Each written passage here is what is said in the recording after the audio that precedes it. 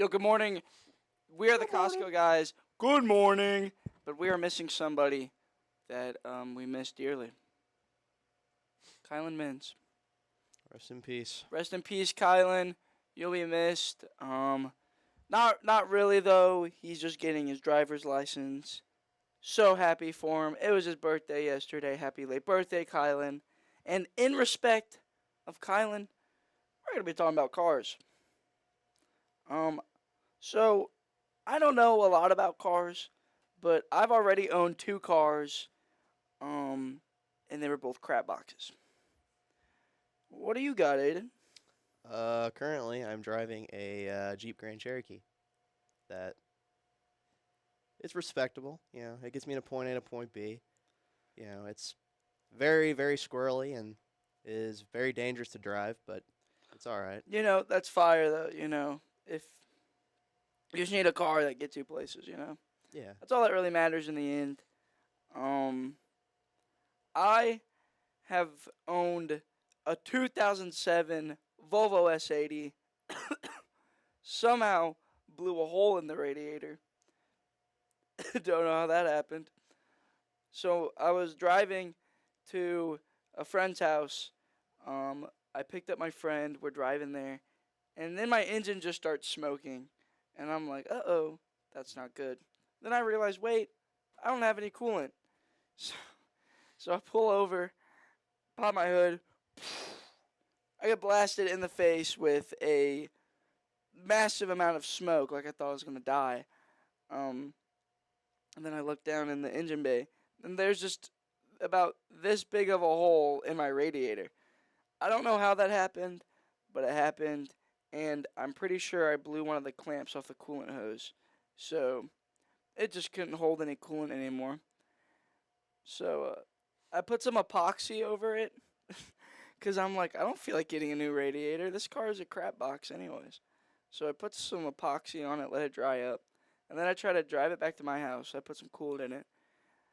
I got to the Walmart stoplight. My dad's following me. I call him. I'm like, hey, I think it's smoking again. And he's like, no, it's not. You're fine. I'm like, I don't know, man. I make it to my driveway, open the hood immediately, smoke again. So I'm like, okay, this car's screwed. It's a shocker that didn't hold. I don't know. I had that same situation happen to me, but it was like when it was like -3 out, Yeah. and I guess because it still had water in it, and Mhm. you know how water expands when it freezes. Yeah. Like it kind of expanded in my radiator. It like froze up. So the coolant in my car froze up, and then it blew the hose. So I was like on the road or whatever, and I was cruising, and it went big old like smoke billowing out of the hood. It Oh, was like dang. there's a big cloud behind me, so I had to pull off, pop the hood, and of course, smoke Yeah. everywhere. I can't believe. And then Candrel pulled up because Candrel's actually offering to help, and I guess I don't know why I didn't. I just sat out in the painful cold for like 30 minutes, and then I called up Austin Tracy. He whipped up, picked me up in his Civic. Of course, it's a Yeah, Civic. that's that story. And then I drove it the day after, because I replaced the hose on it, and then I realized someone put RTV on the water pump. Mhm. So like when I got it to the parking lot, there was just a nice stream just coming down Gosh. all over the parking lot. That was fun. I feel like coolant is always the main problem with cars for some reason. Like, there's always a coolant leak on a car for some reason, or just something. So, after my Volvo blew up, I didn't feel like buying a new radiator and buying a whole new coolant hose and clamps and stuff. So I just decided I'm gonna junk this thing. So I'm like, maybe I'll. Over like $100 radiator. The car was already awful. Like the heat didn't work in it. The blower was broken, I think. And the blowers on Volvos, you can't fix it yourself.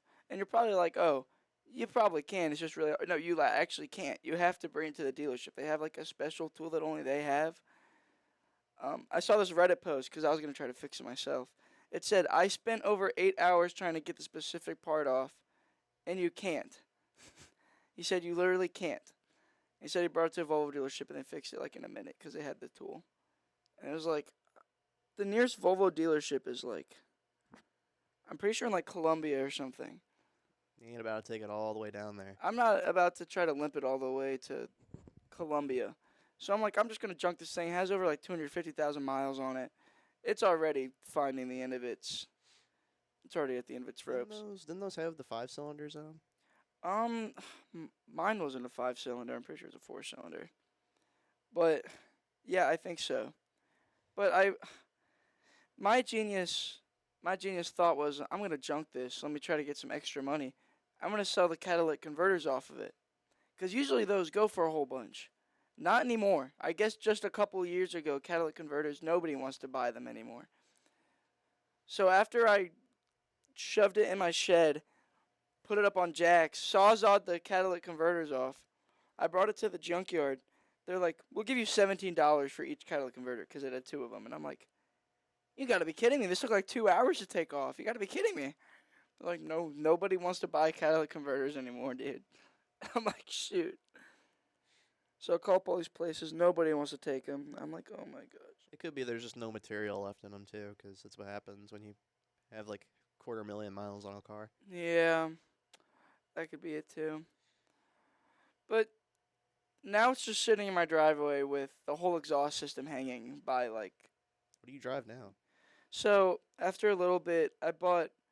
Connor Wellman sold me his '01 Pontiac Grand Am, and that thing's actually really cool. Like, it's a decent car, but the thing is, they never did the brakes on it, and the alternator went out on me like the first week that I had it. So I had to buy a new battery and alternator, and then me and my friend did the brakes ourselves. Like, I didn't want to take it to a shop. And that took forever because I had to get new pads, rotors, and calipers because the calipers were locked up. Like, they were frozen. That's why. And I have a picture of it. The pad on the driver's side front, there was no pad left anymore. It was just a metal. It's just the metal bit. And the back of the rotor, you can read braille off of it.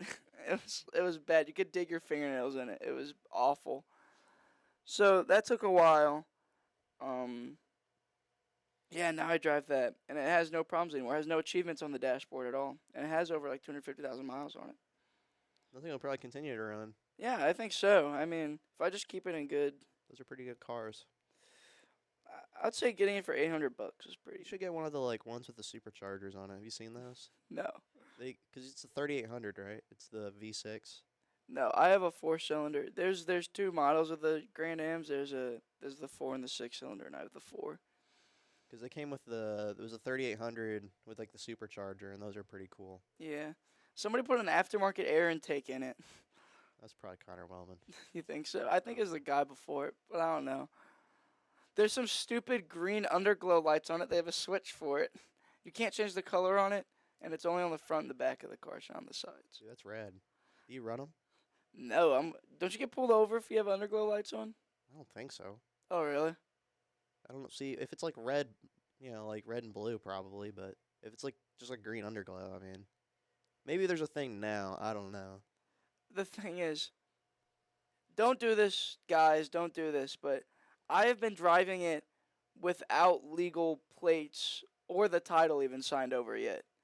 I have insurance, but the title's not even fully signed over yet. Don't do that. You're fine. I got pulled over though the other week for speeding, doing 75 and a 55. God, dude.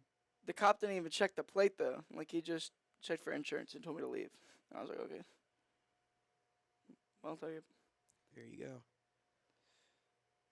But yeah, I mean, driving that thing's pretty nice. I mean, it doesn't.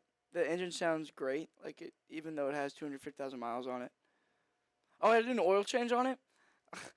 When I took off the cap on it, it was black. It was just straight black Sludge. goo. It was sludge, dude. And I was like, oh my gosh. I don't think they ever did an oil change on it. It was like, oh my gosh. And I don't know a lot about cars either. YouTube is my best friend. I kind of just search everything up on YouTube. You know, Chris Fix. Yeah, old Hey Chris. guys, Chris Fix. Hey guys, Chris Fix here. I mean, it works. So It does. I mean, I do the thing where like I just get like start tearing things apart, and then Mhm. I realize, oh crap, I gotta put this back together, and then I just kind of. shimmy it back together, you know. Just, Well, what I do now is like I have the foreshadowing to like take pictures before I like, yeah. because like I have to do.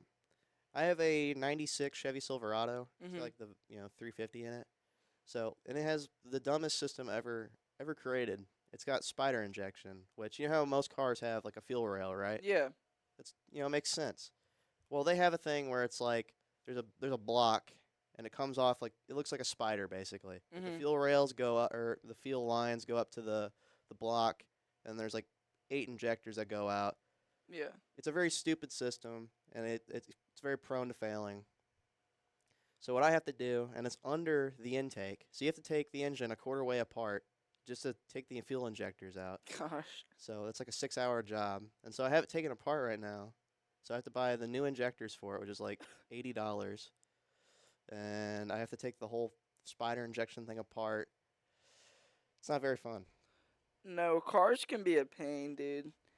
But I mean, like, if you know how to build computers, like, it's kind of just even. Like, I feel there's a tier list. There's like Legos, computers, and then like cars. You know, like it's like, I enjoy working on cars a lot more than I do computers. yeah, like if you're just good at like following instructions and like wanting to learn about all that stuff, then you can just get it done. You know, there's some forum somewhere that has the same exact problem as you. Some other, Sometimes. yeah. Sometimes it's a very specific problem, and they just don't. No one Nobody else has has it. had it. That's like the worst. Yeah, because you just kind of have to You guess. have to throw stuff at the wall and hope it, Yeah. works. Sometimes it does. Sometimes I just get so aggravated, I just like reset Windows and just re-download it. Yeah. I mean that makes sense. It works every time. Pretty much. Um. So my friend has an Audi, and his whole like fuel system is just killing itself. Like it just his car keeps on like dying, and it has to be something with the fuel system. So he got a different fuel pump, and when we put it in, there's a cap. There's a rubber cap on it. You're supposed to take it off because it's the vacuum. Like it has to bring in air to like Yeah. work. Well, we left the rubber cap on, and he tries to start the car, and it just builds up so much pressure. His engine starts smoking, and he's like, "Oh no, I just messed up everything." But we take it off, wait a bit, and we start it, and it's just fine. Well, literally like 2 days ago, I'm gonna go fishing with him, and he goes to pick up my like two other friends, and we meet him there. And then I get there, and then one's in the backseat with a rag over the fuel pump, and I'm like, "What are you doing?" And he's like, "The vacuum just started spitting up gasoline into the backseat of the car, because the fuel pump's just underneath the seat in the back seat." And I'm like, "How does this even happen?" That was a fairly nice car. Yeah. He takes off the gas cap, and you just hear like all the pressure getting released, and we're like, "How does that pressure even build up?"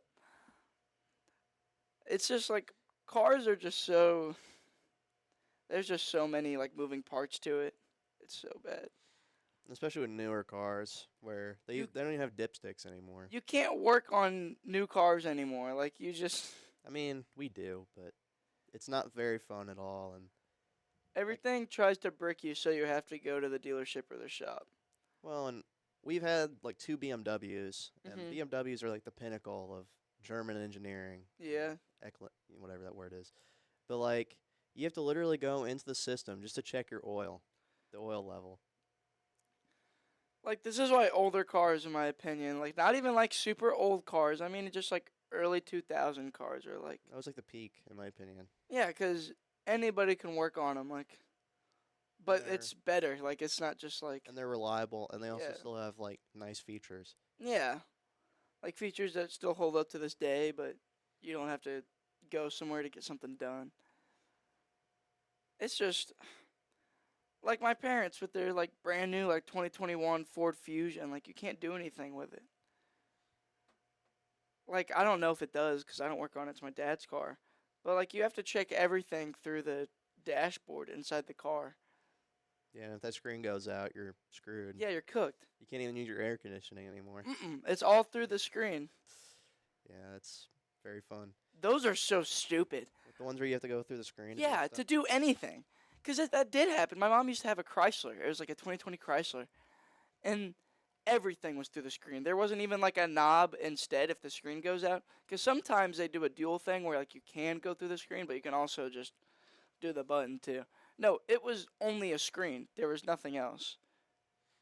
And the screen went out, like a bubble got into it or something because of the heat, and the screen just started clicking everything, and you would randomly have to like roll down your window or something because like the heat would just kick on, but then the air conditioner would cool on, or Yeah. your seat heaters would turn on, and it's like the car's trying to kill you or something. To like lock all the doors, It keep has you like a out. mind of its own or something.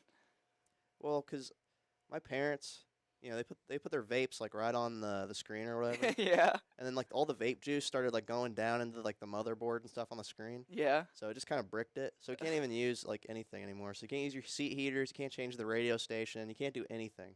See, kids, that's why you don't vape. Okay, Yeah, it ruins your it touch screens on ruins your cars. touchscreens on your cars. So Yeah, it's not ideal. yeah. um. Also, I hate the new gear shifters in cars. Like, why can't you just? Why can't we have those shifters anymore? Why do they have to be like stupid knob ones, like the one in my dad's car? Like you have to move it like this. We have one where it's like you have to type like it's like a button. Oh, Put it in a yeah, German. like the literally just like you click it to park it. Like, why would you want to do that? Or the one where it's like a truck, like a gear shifter, like a truck, but instead you just turn it.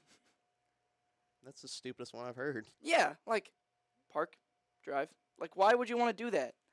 It's just an inconvenience, you honestly. Like, it's natural to just want to.